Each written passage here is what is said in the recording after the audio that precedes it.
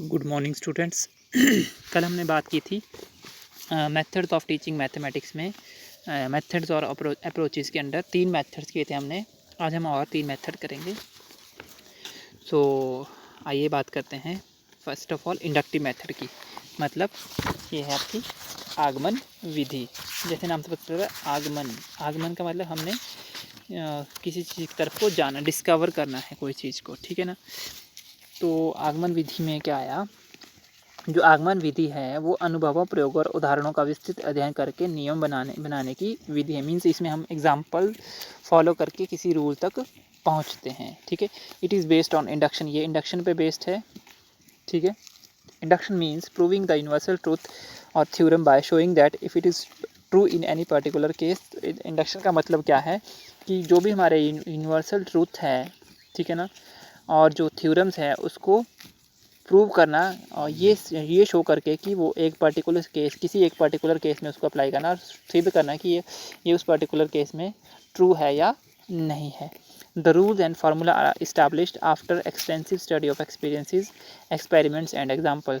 जो रूल्स हैं, जो भी रूल्स है, जो फार्मूला है, वो इस्टेब्लिश होते हैं जब हम किसी भी एक्सपेरिमेंट की, किसी भी एक्सपीरियंस की डीपली स्टडी करते हैं, तब हम रूल्स और फार्मूला बनाते हैं। This goes from particular to general, ये सामान्य से विशिष्ट की ओर चलती है।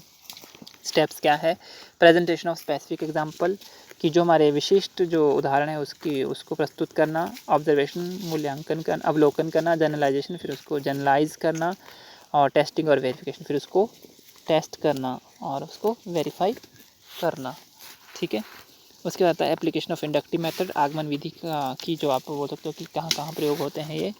प्रॉब्लम, तो समस्या क्या है? Establishing a formula for solving simple interest problem, कि अगर हमने साधारण ब्याज से संबंधित समस्या के लिए क्या है, सूत्र तैयार करना है, तो वो कैसे कैसे होगा? फर्स्ट स्टेप में क्या होगा, प्रथम चरण में क्या होगा? The teacher will present many examples related to simple interest before the students and will solve them using unitary method with the help of which the formula for calculating simple interest can be established। तो teacher क्या करता है, बच्चों के सामने बहुत सारे example प्रस्तुत करता है सिंपल इंटरेस्ट से रिलेटेड, जो और उसको सॉल्व करने की कोशिश करता है यूनिटरी मेथड, मतलब एकाकी विधि द्वारा, और फार्मूला डेवलप करते हैं वो for calculating the simple interest, साधारण ब्याज ज्ञात करने के लिए, ठीक है। जैसे एग्जांपल है, find out simple interest for 700 rupees at the rate of per annum for 3 years. अब बच्चों को अब बताना है हमने कि इसमें ये फार्मूला, अगर फार्मूला नहीं बताना है, डायरेक्ट हमें एग्जांपल से चलना है, फार्मूला लास्ट में बताना है कि ये इसका फार्मूला बना। तो कैसे बताएंगे? तो यूनिटरी मेथड, एकाकी विधि क्या है इसकी? Simple interest for 100 year for 1 year. तो हम मानते हैं कि 100 रुपये पे 1 साल का जो ब्याज लगता है वो 8 रुपये है, जितना परसेंट पर एनम, क्योंकि ईयरली लग रहा है हमारे पास वो, तो 1 साल के लिए तो हम 100 रुपये पे मान लेते हैं कि माना 100 रुपये पर 1 साल का ब्याज कितना है? 8 रुपये। तो 100 रुपये सिंपल इंटरेस्ट फॉर 1 ईयर कितना होगा? 8/100, ठीक है। 1 साल के लिए 1 रुपये पर 1 साल का ब्याज कितना होगा? 8/100। और 1 साल का 700 रुपये पे कितना होगा? 8/100 गुना 700, mean simple interest for 700 for 1 year is rupees 8/100 into 700। और simple interest of rupees 700 for 3 years कितना होगा? 8/100 गुना 700 गुना 3। फिर इसको जो भी कैंसिल करके आएगा वो आएगा 168। Similarly a number of example of this type can be presented in the classroom. और इस प्रकार इसी तरह के बहुत सारे एग्जाम्पल क्लासरूम में प्रेजेंट किए जा सकते हैं। स्टेप 2, चरण 2 में क्या आएगा? Student will observe example with the help of teacher. जो शिक्षक की सहायता से क्या है, बच्चे एग्जाम्पल को अवलोकित करने की कोशिश करेंगे। टीचर अध्यापक क्या बोलते हैं? What is SI for 3 year in example. तो अगर बोले कि 3 साल के लिए उदाहरण में 3 साल के लिए क्या है, साधारण ब्याज ज्ञात कीजिए। तो बच्चे कैसे निकालेंगे? SI is equal to rupees 8/100 into 700 into 3, तो वैसे निकालेंगे तो आएगा 168। Similarly by solving other problem and by observing the process of finding out the interest sorry students can arrive at new law और फार्मूला। इसी तरह से क्या है, बहुत सारी अदर प्रॉब्लम को सॉल्व करके और उनको ऑब्जर्व करके और उनकी प्रोसेस को कि किस तरह से उसको फाइंड आउट करना है, उस प्रोसेस को ऑब्जर्व करके और फाइंडिंग आउट द इंटरेस्ट, और इंटरेस्ट फाइंड आउट करके जो बच्चे हैं वो कंक्लूजन पे या फार्मूला पे पहुँचेंगे। स्टेप 3 में क्या आएगा, after through observation of example, observation के बाद बच्चा क्या करेगा, children will be able to establish the formula of simple interest. जो बच्चा है वो समर्थ होगा साधारण ब्याज का फार्मूला बनाने में। Teacher make the following discussion, जो अध्यापक है वो निम्न प्रकार के डिस्कशन कर सकता है। What is 8 in the given example, कि दिए गए उदाहरण में 8 क्या है, तो बच्चा बोलेगा 8 is the rate of interest, 8 ब्याज की दर है। What is 700 in the given example, कि दिए गए उदाहरण में 700 क्या है, बच्चा बोलेगा 700 इज़ द प्रिंसिपल, 700 क्या है, मूलधन है। What is 3 in the given example, तो बच्चा बोलेगा 3 इज़ ईयर और टाइम, बच्चा बोलेगा 3 क्या है, समय और साल जितने के लिए ब्याज लग रही है। तो ऐसा ही आएगा, rate into 100 upon rate upon 100 into principal into time. जिस हिसाब से वो वहाँ पे आपने वैल्यू डाली थी, तो बच्चा उसको जो आपने उनसे क्वेश्चनिंग करी है उसके हिसाब से इनको in the form of formula लिखेगा। ठीक है, तो ऐसा ही आएगा, rate into principal into 100 upon time means principal into rate into time, मूलधन गुणा दर गुणा समय बटे 100। तो बच्चे ने फार्मूला ईजाद कर दिया कि जो सिंपल इंटरेस्ट है, साधारण ब्याज है, वो क्या होता है, मूलधन गुणा दर गुणा समय बटे 100। फोर्थ स्टेप आएगा, चौथा जो चरण आएगा, verify the derived formula by solving other problem based on simple interest. तो जो भी साधारण ब्याज पे आधारित जो प्रॉब्लम्स है उस पर उसको वेरीफाई करेगा student by other solving other problem, दूसरी प्रॉब्लम को सॉल्व करके कि हाँ ये फार्मूला ठीक है या नहीं है। फिर आता है मेरिट्स ऑफ इंडक्शन मेथड, आगमन विधि की मेरिट्स क्या क्या है, ठीक है ना। तो इट इज़ साइंटिफिक, ये वैज्ञानिक है। डेवलप क्रिटिकल पावर और लॉजिकल पावर ऑफ चिल्ड्रन, ये बच्चों में क्रिटिकल थिंकिंग और लॉजिकल पावर डेवलप करता है। इट इज़ साइकोलॉजिकल मेथड, ये मनोवैज्ञानिक विधि है। Give guide the child to do work himself, और बच्चों को ये खुद काम करने के लिए गाइड करता है। Helps to establish many laws relation and formula on the basis of new principle और formula and new principle of mathematics. तो ये क्या है, हेल्प्स जो भी हमारे नए प्रिंसिपल है, लॉज है, रिलेशन है, जो फार्मूला है मैथमेटिक्स के, उसको इस्टेब्लिश करने में हेल्पफुल होता है। सुटेबल फॉर लोअर क्लासेज, और छोटी क्लासेज के लिए बहुत ज़्यादा सुटेबल है, मीन्स इसमें छोटे बच्चों को आप इजीली पढ़ा सकते हो। डीमेरिट्स क्या है, वेरी स्लो प्रोसेस, ये बहुत धीमी प्रोसेस है, क्योंकि इसमें आपको एक एक चीज़ करके बताना है कि ऐसे होगा, फार्मूला तक पहुंचने के लिए आपको बहुत टाइम लगेगा, तो ये धीमी प्रोसेस है। It needs sharp mind, proper planning and enough experience. तो ये क्या है, शार्प, इसमें तेज़ दिमाग, प्रॉपर प्लानिंग, एक सही तरह से योजना, और एक एनफ आप बोल सकते हो कि एक्सपीरियंस की ज़रूरत है। Only an experienced and able teacher can use this method, एक अनुभवी और कुशल अध्यापक ही इस विधि को यूज़ कर सकता है, प्रयोग कर सकता है। एबिलिटी, कैपेसिटी और problem solving can not be develop, इसमें किसी की बच्चे की एबिलिटी, उसकी कैपेसिटी और प्रॉब्लम सॉल्विंग, जो समस्या समाधान की जो क्षमता है, वो डेवलप नहीं हो सकती, वो विकसित नहीं हो सकती। Results drawn by this method are not always true, और इस मेथड से जो निष्कर्ष जो निकलते हैं वो हमेशा ट्रू नहीं होते। फिर आता है deductive method, this is opposite to inductive method, ठीक है ना। ये इंडक्टिव मेथड से ऑपोजिट है, मतलब निगमन विधि जो आगमन विधि से बिल्कुल विपरीत है, ठीक है ना। तो डिडक्टिव लॉजिक इज़ यूज़, इसमें लॉजिक यूज़ किया जाता है, ठीक है। Use in algebra, geometry and trigonometry, ये एल्जेब्रा में, ज्योमेट्री में और त्रिकोणमितीय में यूज़ होता है। Impossible to verify each law and formula practically, हर एक लॉ और फार्मूला को प्रयोगात्मक रूप से वेरीफाई नहीं किया जा सकता। Help is taken from assumption, postulate and axiom of teaching, जो मैथमेटिक्स, जो गणित के सूत्र हैं, जो पॉस्टुलेट्स हैं, जो एजम्पशंस हैं, जो हम गैस करते हैं कि ऐसा हो सकता है, उनकी हेल्प ली जाती है इसमें। बेस्ड ऑन डिडक्शन, ये डिडक्शन पे बेस्ड है, होती है। एब्स्ट्रैक्ट टू कंक्रीट, ठीक है, ये किससे हैं, एब्स्ट्रैक्ट टू कंक्रीट, आप बोल सकते हो कि ये इसमें एब्स्ट्रैक्ट से कंक्रीट की तरफ हम चलते हैं। जनरल टू पर्टिकुलर, सामान्य से विशिष्ट की ओर, from general rule to example, और सामान्य उदाहरण से सामान्य नियम से उदाहरण की ओर इसमें हम चलते हैं। एग्जाम्पल क्या है, if length and breadth of a rectangle is 6 metre and 4 metre respectively, then find out the area of rectangle. यदि एक आयत की लंबाई और चौड़ाई 6 मीटर और 4 मीटर है, तो आयत का क्षेत्रफल ज्ञात कीजिए। तो बच्चे कैसे करेंगे इसमें solve? Children can solve the problem by using the formula to find out the area of rectangle. ठीक है, तो जो बच्चे हैं वो will be able to solve the problem by using the formula of the area of rectangle, means उनको आयत का क्षेत्रफल का सूत्र प्रयोग करके वो इस समस्या को हल कर सकते हैं। तो एरिया ऑफ रेक्टेंगल क्या हुआ? आयत का क्षेत्रफल लेंथ इंटू ब्रेथ, लंबाई गुणा चौड़ाई, तो 6 गुणा 4 कितना हुआ? 24 मीटर स्क्वायर। फिर आता है merits of deductive method. Deductive method के मेरिट्स क्या हुए? Mathematics become very easy and comfortable, इससे मैथमेटिक्स बहुत इजी और कंफर्टेबल हो जाता है। The speed of gaining knowledge increases, इसमें ज्ञान प्राप्त करने की जो गति है वो तेज़ हो जाती है। Use in storage of time, इसमें समय की बचत हो जाती है। Not difficult for both teacher and student, ये टीचर और स्टूडेंट के लिए डिफ़िकल्ट नहीं है। More knowledge in less time, और कम समय में ज़्यादा ज्ञान प्राप्त होता है।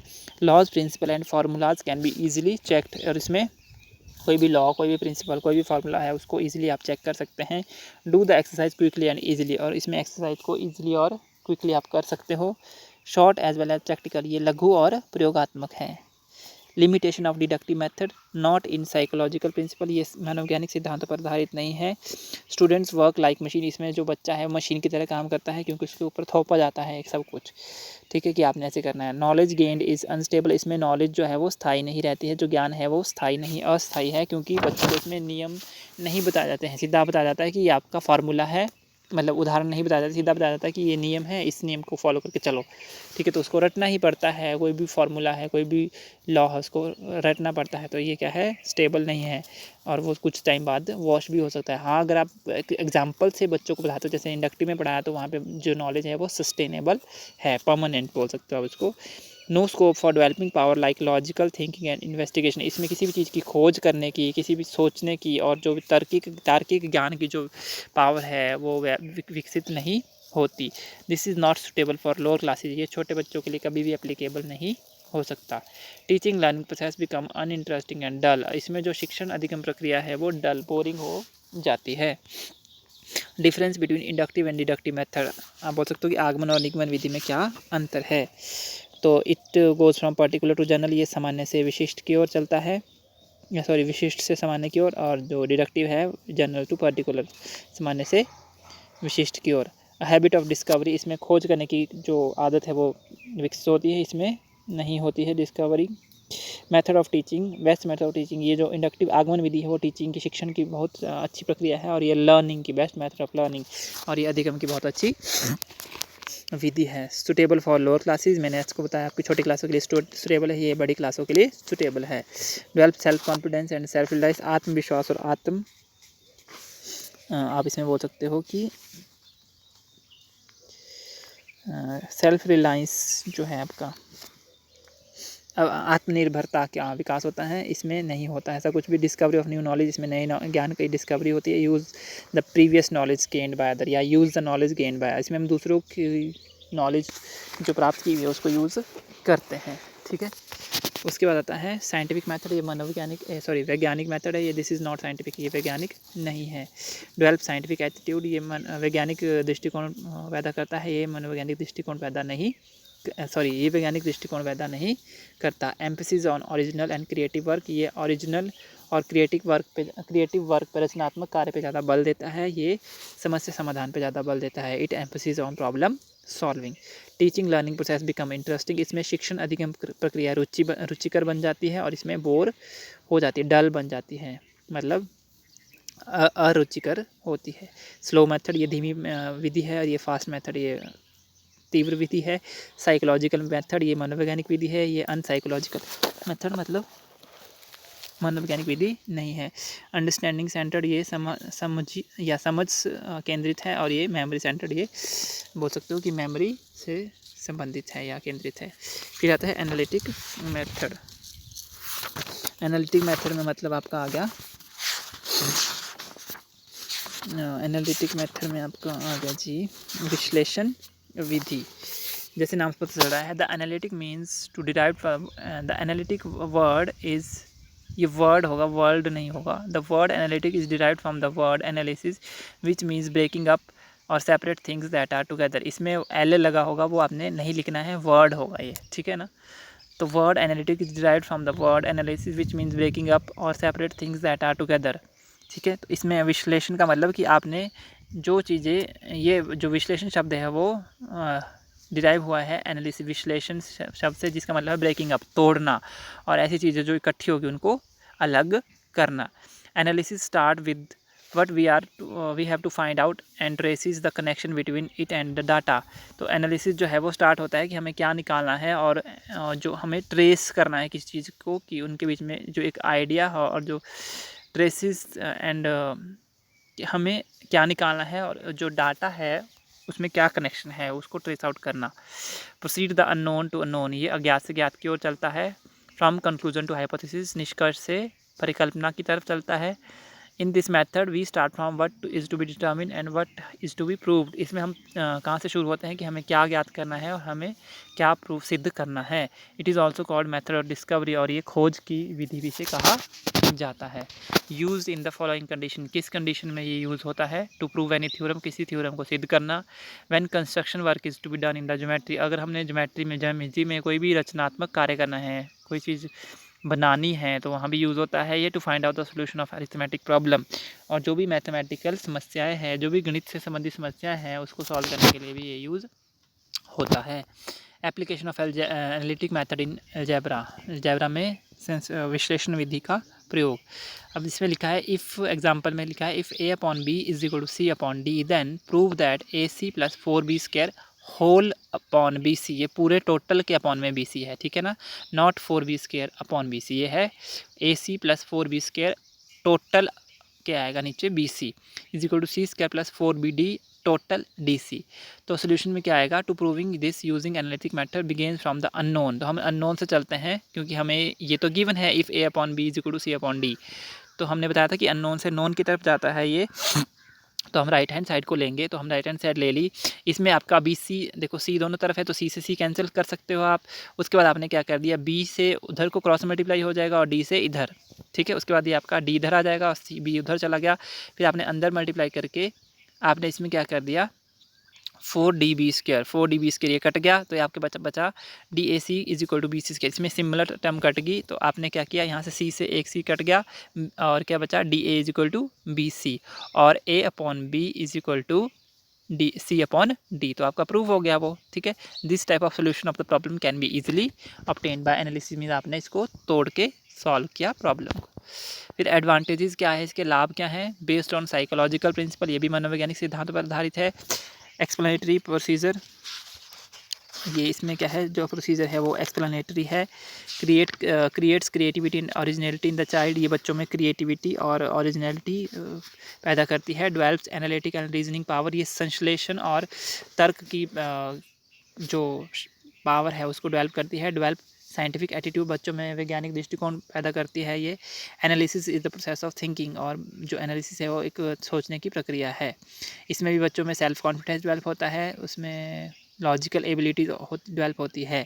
Knowledge gained by the method is more solid and durable, इसमें भी इस मेथड से जो नॉलेज है वो ज़्यादा देर तक रहती है। The child is always curious, और बच्चा नए फॉर अटेनिंग न्यू नॉलेज, नया ज्ञान प्राप्त करने के लिए बच्चा उत्सुक रहता है।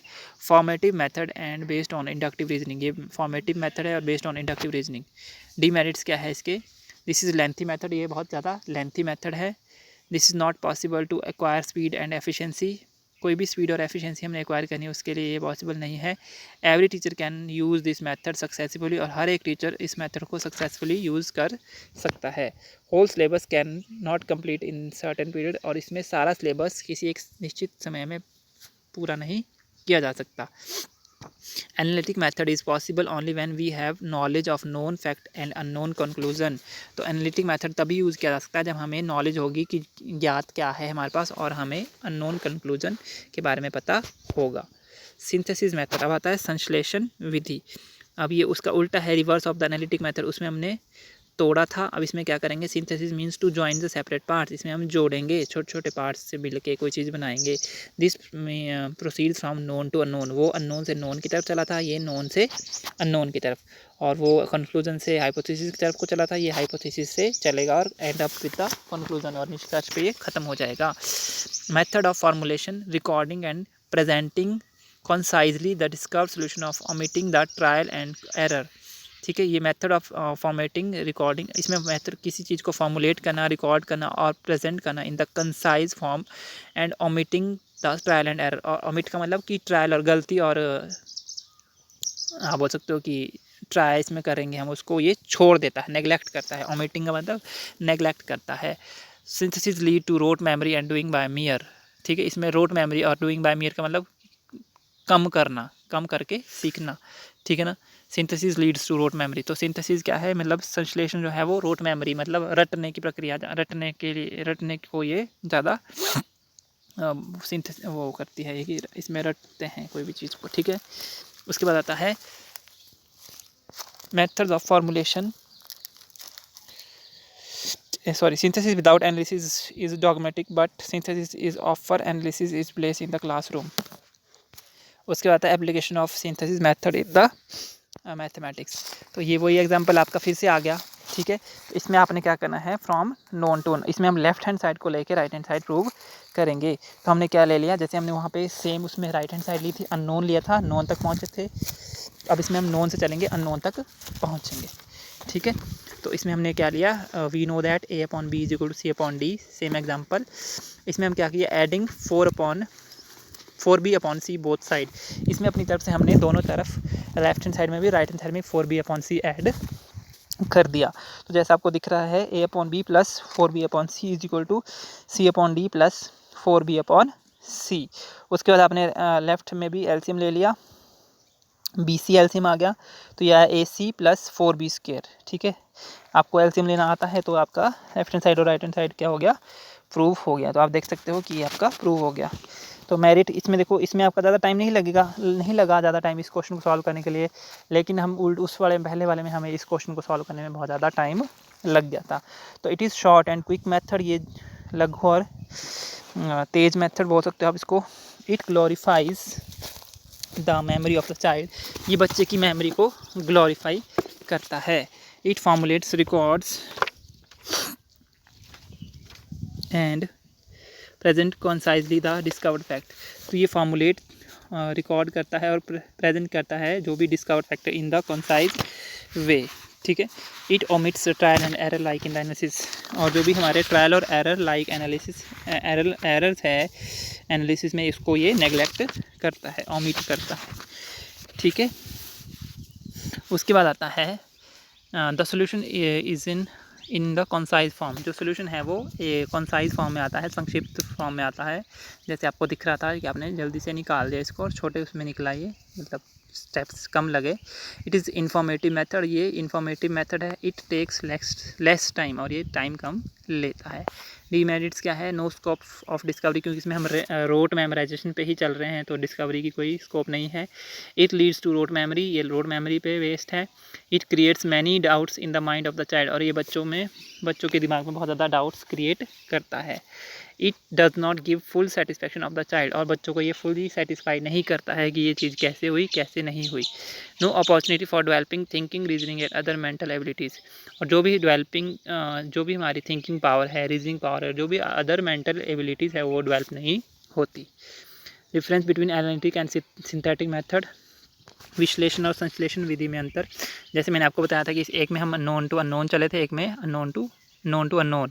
तो इसमें हम अननोन टू नोन चले थे, अज्ञात से ज्ञात की ओर और निष्कर्ष से परिकल्पना की तरफ।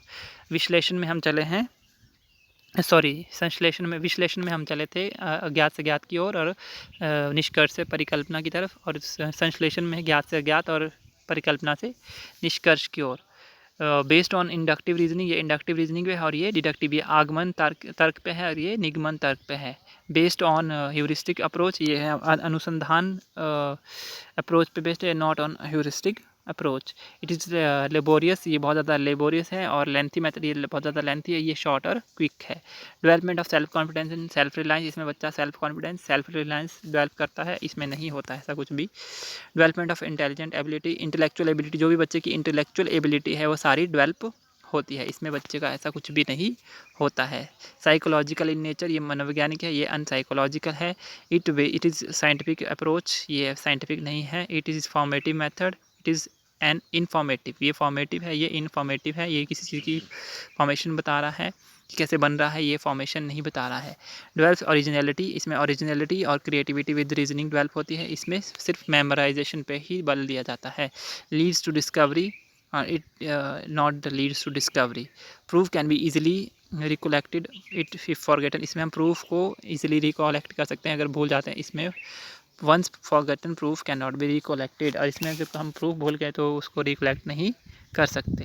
फिर आता है ह्यूरिस्टिक मेथड, अनुसंधान विधि।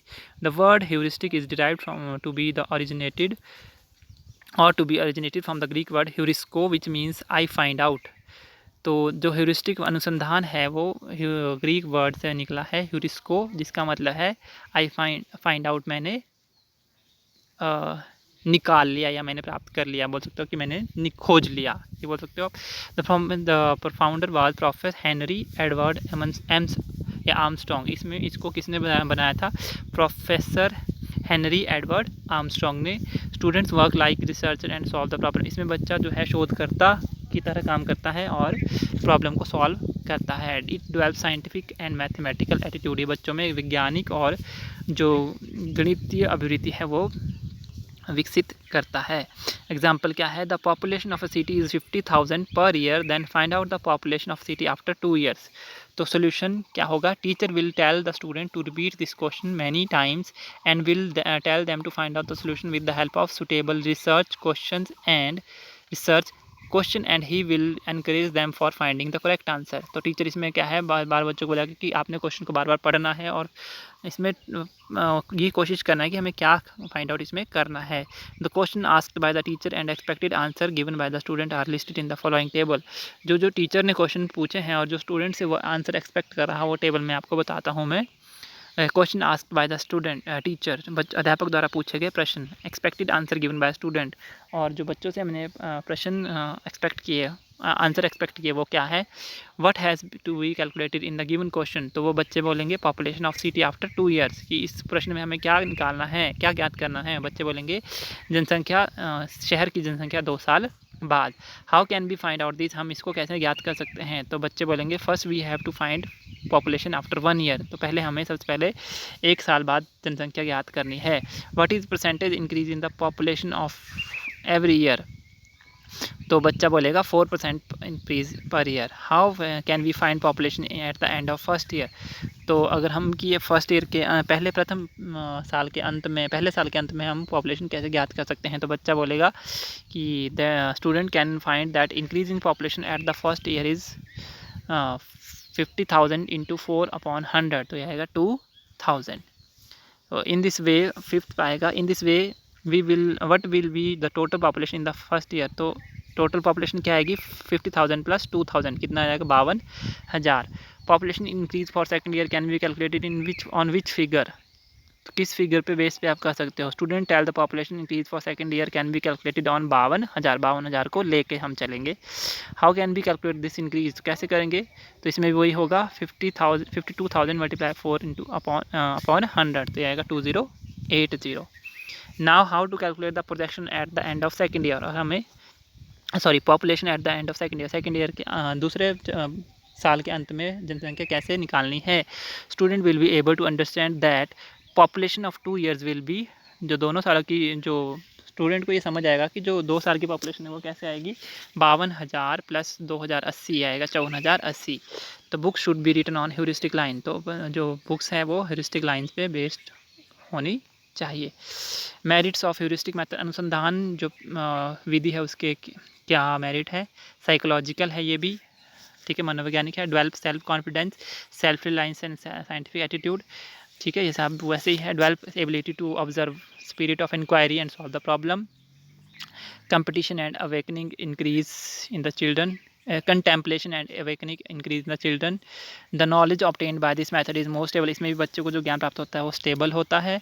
बेस्ड ऑन प्रिंसिपल एक्टिविटी, ये प्रक्रिया के सिद्धांत पर आधारित है। Develop on the mental and thinking power, ये मेंटल और थिंकिंग पावर पे बेस्ड है। डीमेरिट्स क्या है इसके, it is not suitable for lower classes, ये छोटी क्लासेस के लिए सुटेबल नहीं है। It is very slow method, ये धीमी प्रक्रिया है। It is very expensive method, ये बहुत ज़्यादा एक्सपेंसिव है। It is very lengthy method, ये लंबी प्रक्रिया है। Lack of text book written on heuristic approach, क्योंकि ह्यूरिस्टिक अनुसंधान प्रक्रिया जो बोल सकते हो कि आप अप्रोच को फॉलो करके बुक्स नहीं लिखी जाती हैं, तो इसमें उस तरह की बुक्स की क्या है, कमी है। Formulation method rather than information, इसमें क्या है, ये इन्फॉर्मेशन के बजाय फॉर्मुलेशन बताती है। So that's all for today, thank you and have a nice day, stay safe and stay at your home.